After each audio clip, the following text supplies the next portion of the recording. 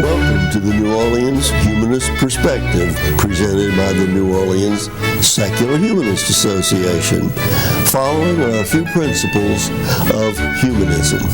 We're committed to the use of science and reason for understanding the universe and for solving human problems.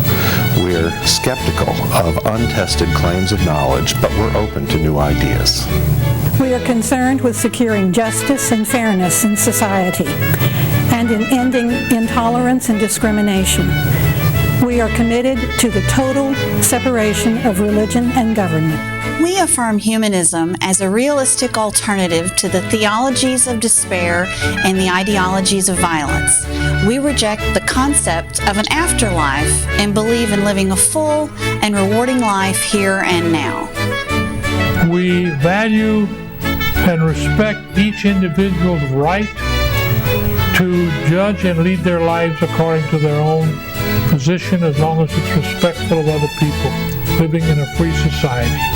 We hope you enjoy today's program and others in the weeks to follow. Hello, folks. You know me. I'm Harry Greenberger. This show is sponsored by the New Orleans Secular Humanist Association. And before I introduce you to our guest, I want to say something about secular humanism. Of course, secular means that we do not accept the supernatural as the creator of the universe. But just being secular means you can be anything else. You can be a good secular person or a bad secular person. But we are secular humanists. And the humanist side says that we should live full, rewarding lives, since it's the only one we're going to have. Well, I just want to read you something that was in one of our secular magazines, because we often hear from people when we tell them who we are, they say, well, if you don't believe in God and his teachings, you have no basis for your morality and no reason to live. Not so. We do. We are highly moral people, and we do have a reason to live. I want to read something that was in one of our secular publications, which I found of interest and also quite pertinent. This is the article. It says, unlike the blindly faithful, we refuse to find our meaning in the worship of death and in the chimera of an eternal life. The author of what I'm going to read you, his name is Appleman, sums it up with grace and directness as only a poet can. Once definitely done with our adolescent longing for the absolute, we would find this world valuable after all, and poignantly valuable precisely because it is not eternal.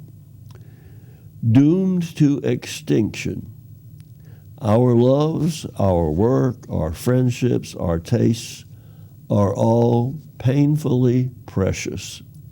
We look about us on the streets and in the subways and discover that we are beautiful because we are mortal, priceless because we are so rare in the universe and so fleeting. Whatever we are, whatever we make of ourselves, that is all we will ever have. And that, in its profound simplicity, is the meaning of life. Now, we're going to talk to my guest, Lisa Suarez. And Lisa was on this same program about 6 years ago. And some of you may know that our shows can be seen other than on Cox Cable, on YouTube and Vimeo and elsewhere. But I did check, and I saw that her show was back in April of 2009, and over 400 people had gone in to watch that show, which is better than a lot of shows do. Now, we do want to talk primarily about grief and grieving, but I just want to also talk about one other thing that Lisa has been involved with for many years.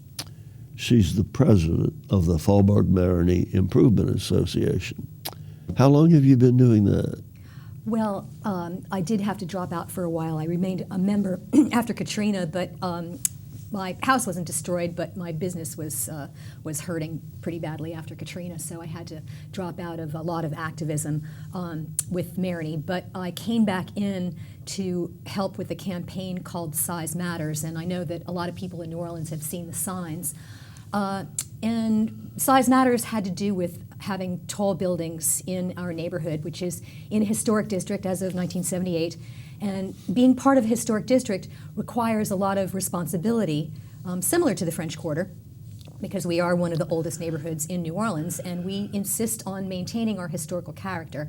And there was a lot of action with our city government and our elected officials as relates to the preservation of historic character. That doesn't mean that we don't believe in modern amenities. Yes, you've got to have modern amenities because the world evolves, technology evolves, we evolve as people. So it is required to have wiring for electricity and to have proper plumbing and all the things necessary, but at the same time, we do insist that our exteriors pay homage to and are regulated by the Historic Districts Landmarks Commission. So that's really our mission. All right, except that Marigny is really an extension of the French Quarter and very similar in what tourists and other people can find there. More and more so. It is laid out somewhat differently in terms of the timing of the architecture. Well, I'm not talking about architecture. Yes. I'm talking about theater, restaurant, things that you find in the French Quarter that people love, and you find in Marigny. We do participate in the tourist economy as well as the cultural economy. So, but I think there has been some concern that you don't want to be overrun with tourism because it is residential. Am I right about that?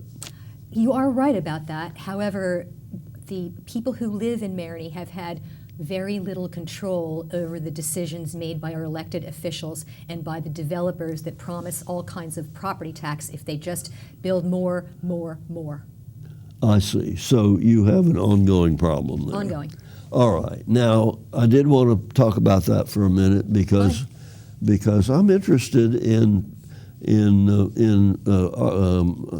preservation and in tourism because, after all, this city lives on the dollars brought in here by tourists. All right, now what we really want to talk about is grief and bereavement. Is there a difference between grief and bereavement? Well, we have a lot of grief over what's going on in our neighborhoods. But we're changing the subject to something that I do for a living, and I facilitate grief support groups.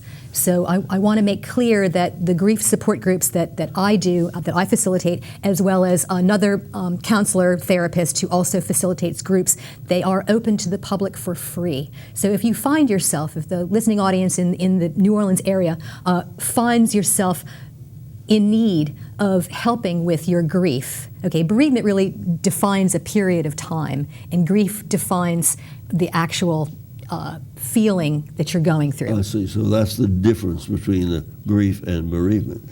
Now, let me just say that you do have a master's degree in education, I do. Right?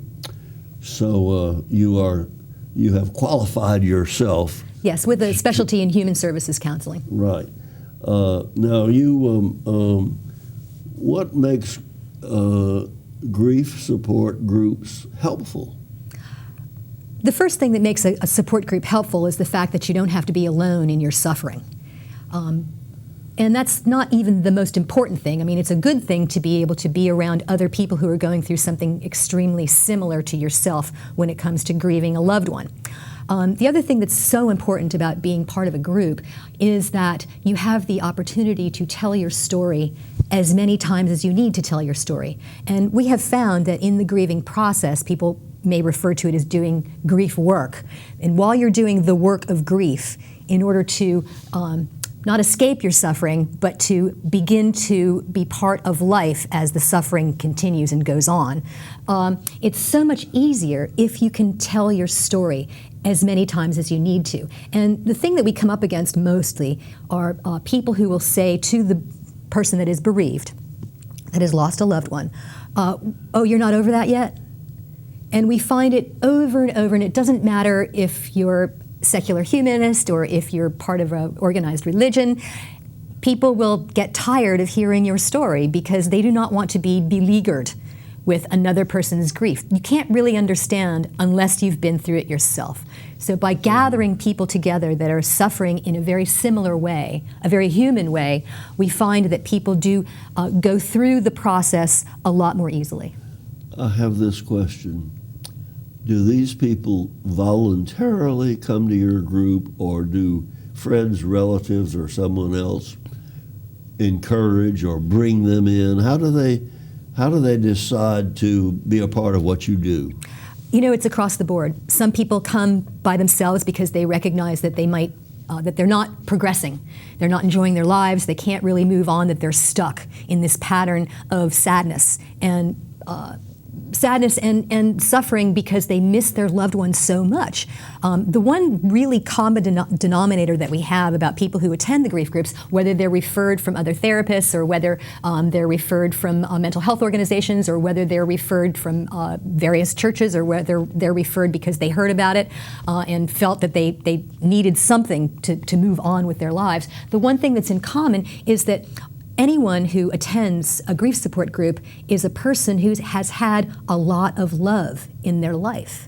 And that's really what they're missing, is the companionship and the love of their loved one who is gone. I hear what you're saying, but for instance, I would assume you could grieve over the loss of a baby, which means you have not had love because the child isn't able to do that. There was all the stuff that went into making that baby, okay? Maybe not necessarily with the person who is the biological parent, okay, because there are all kinds of stories in this world. But a woman carries a baby for 9 months. Many women dream of having children. So there's all different kinds of circumstances. But as humans, we grieve similarly. All right, but now what you just said is that many of the people whom you deal with come as referrals from other agencies. Sometimes. Are they, other agencies feel that they are incapable of performing what your group does? Not necessarily. Individual grief work or individual grief therapy can be extremely helpful if there's a really solid therapeutic relationship between the therapist and the client. In a group, though, the group helps people through the stories that they hear, because the only price to attend, it's not money, the price to attend is you get to tell your story, but hopefully you're open to listening to other people's stories as well. And when you listen to other people's stories and people get together and talk about what they're going through in their grief process, there seems to be a phenomenon, and it's called a group phenomenon, technically, that works, the people will work together. I only facilitate, I facilitate in a couple of ways. I facilitate by providing education about the grief process, and also I've got 10 years of experience doing this, so I can tell the stories of lots of people who have come and gone, who've graduated from the group. Successfully. Successfully. And they have alleviated their grief. Well, their grief is still with them in a smaller amount. I like to use a metaphor that's like a cloud over your head. All right. It's not every cloud has a silver lining, but the cloud can move around. So sometimes your head is in the cloud, sometimes it's to the side, sometimes it's to the back, sometimes it gets bigger, sometimes it gets smaller. And the cloud will move away to a certain degree, but you never forget your loved one. because your loved one lives in your memories, whether it was a child lost in utero, whether it was a child lost very young, whether it was a husband, a wife, a mother, a father, a sister, a brother, a friend. Any one of those people that you had a relationship with, you can grieve the loss of that relationship. What you just said reminded me that there was an article I read about immortality. The only immortality we secular people have is we are in the memories of other people. And that may last for one generation or two generations, but soon there will be no memories of us left. We have no immortality. But what you're saying is that it does make a difference dealing with other people and receiving help from other people, which is what they get with you. Now, how long does a person remain in your group? Oh, that also is across the board. Some people really weren't cut out to be in a group, so they might only come for 1 or 2 sessions and they feel that they've had enough. But generally, in the 10 years that I've been doing this, the average amount of time that someone comes to group for is about 9 months. Now, I've had some people that have come for 5 years. I've had some people that have come for 2 or 3 years. I've had some people that come for 4 or 5 months and then they take a break, and then they come back for 4 or 5 months. I have some people who've come for a year or so, and then they show up a year down the road because they've either had another loss or they'd like to report to the people who are there that, oh, I came and I'm doing great. Okay. Now, the name of your group or your organization that these people come to what is that? Well, it's the Akula Foundation. Akula Foundation. The Akula Foundation, and we have grief groups in various locations in the New Orleans region. So there is a group at I have a list so I don't forget anybody.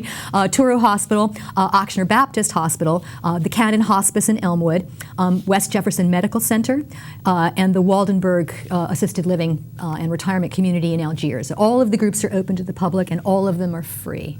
And if someone wants to contact the groups, which are at several locations, but how would they go about doing that? Okay, so you would call me at 504-896-1000, extension 82. And the extension 82 is very important because that's the only way you'll reach me. You'll need to leave a message and then I'll get back to you. So the number again is 504-896-1000, extension 82.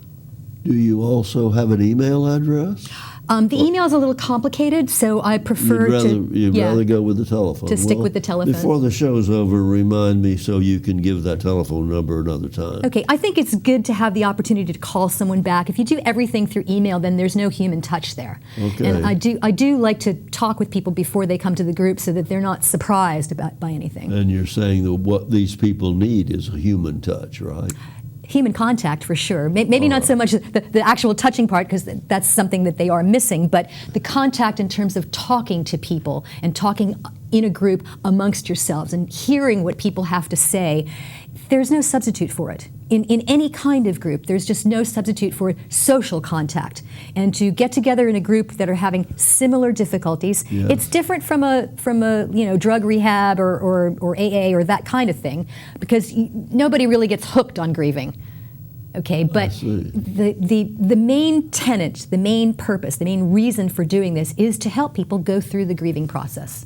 All right. Now, you have provided me with the information that the stages of grief are usually described as shock, denial, anger, sadness, bargaining, acceptance, and hope.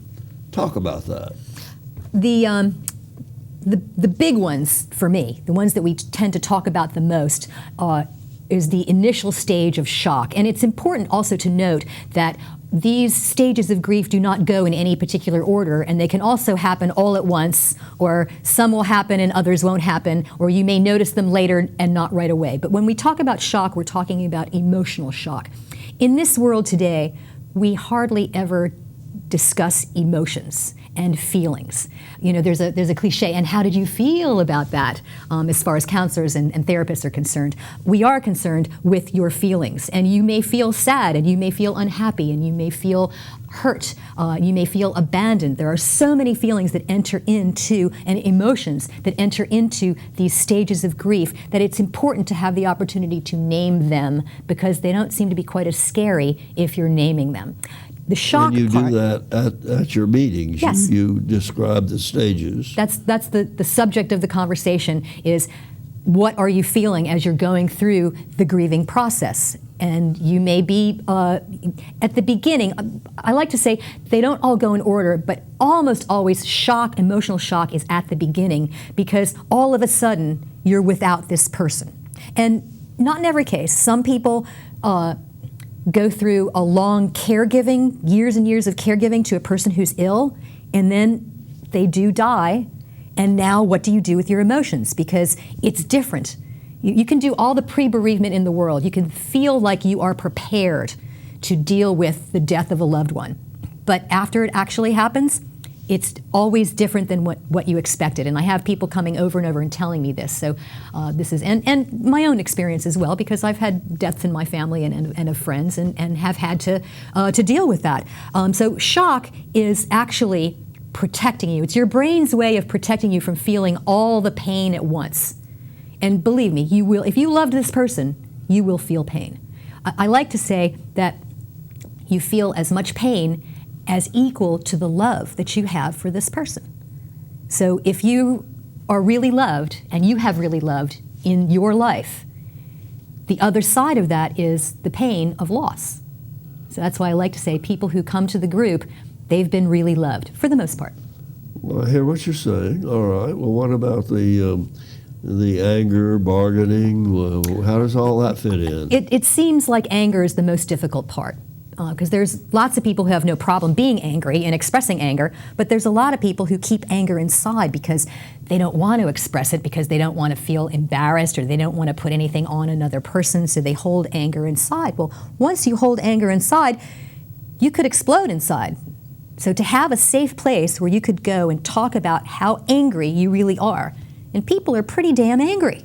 Angry at what? At God for letting it happen? Plenty of people angry at God. Plenty of people angry at God. And lots of people come to this group because they don't want to talk to their church people about this, because they're embarrassed. They've had these beliefs since childhood, and God let something terrible happen to them. And that's how people can feel. So we can talk about that. Now, I do not try to talk people out of belief in God. That's not my job. But people who are humanists, who do not have a belief in supernatural, are welcome to come to these groups, because we can talk about that too. And I have talked about it with people who have strong faith in whatever religious capacity that is. I mean, it's South Louisiana, there's lots of Catholics here. And they always, want to pray for me and hope that I'll get some religion. But I have belief in reason. I have faith in reason. And people who have belief and faith in reason and science, sometimes that belief can be shaken just as well as a religious person who's come up in the faith all their years on the earth can be shaken as well.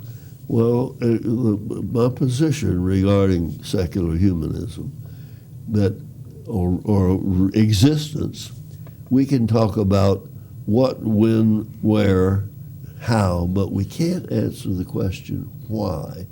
Why are we here?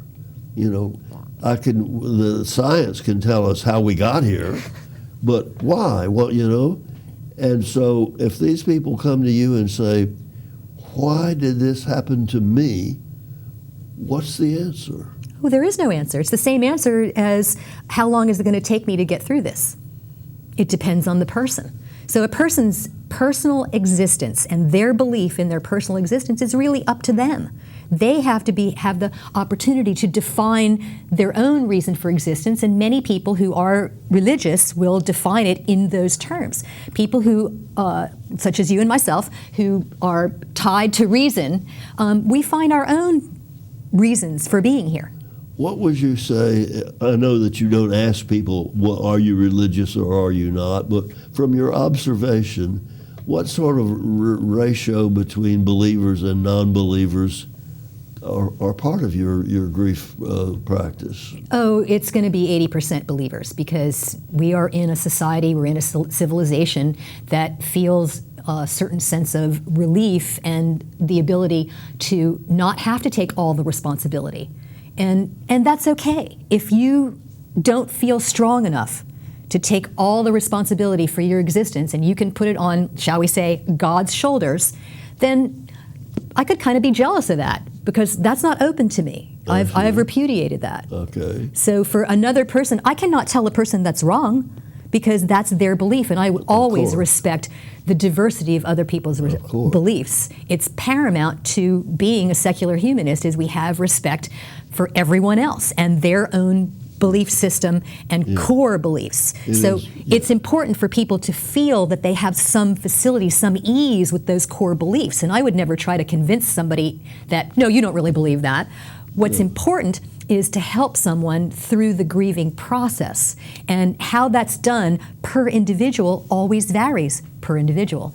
You mentioned something about how long grieving takes. How long does it take? It's different for everyone. I lost my fiance when I was 28 years old, and I had loved this man for 5 years. Now, when we're in our 20s, we're pretty young, right? Uh-huh. So I had to grieve pretty early in life. I'd lost a grandfather, but I didn't really know him, so there wasn't a great deal of love there. But in your 20s, you still have that adolescent fervor, and so it affected my life for 10 years afterwards, I would say. And I went to a great deal of effort to address it, but I never went to a grief group. I think because I really didn't want to feel like I was going to be proselytized to. Lots of people feel like, well, if you're going to a grief group, then you're going to get lots of religion. And that's not true, because I find that even people who are extremely religious and faithful who come to the groups, and usually it's because they're mad at God, they had their prayers answered. I've had a bunch of people that actually had their prayers answered, which is kind of nice for a person to come and say, well, I want to give to the other people here because my prayers were answered, but I'm still grieving, I'm still hurting. So when you get to the part with how long it's going to take, or the people that come, people who are grieving, they're very generous with other people because they're hurting. So when a person is grieving, they're not really very judgmental about other people. They're not in a position to be, which kind of gives us a certain grace in that room. That okay, so all the bets are off. We're talking real here. It's a very intimate. We got about a minute left. Okay. Give them your telephone number again, and then say anything else you want the people to hear. Well, we have 13 groups a month, so there's a lot of different times and different places, and if you're interested in coming to one of the groups, just to see what's going on, I'm not going to encourage you to stay forever, but the number is 504-896-1000, extension 82. It is part of the Akula Foundation, the Grief Resource Center, and I've been working with them for 10 years now, so I do like to encourage people to come if you're hurting and if you need something like this. Lisa, it's been a pleasure having you again. Thanks, and I'm Harry. sure that our audience will want to watch your show another time. And I do want to thank you folks who watch our show and remind you that we can be seen in addition to Cox Cable here in New Orleans on YouTube, Vimeo, and on the NOSHA website. See you again.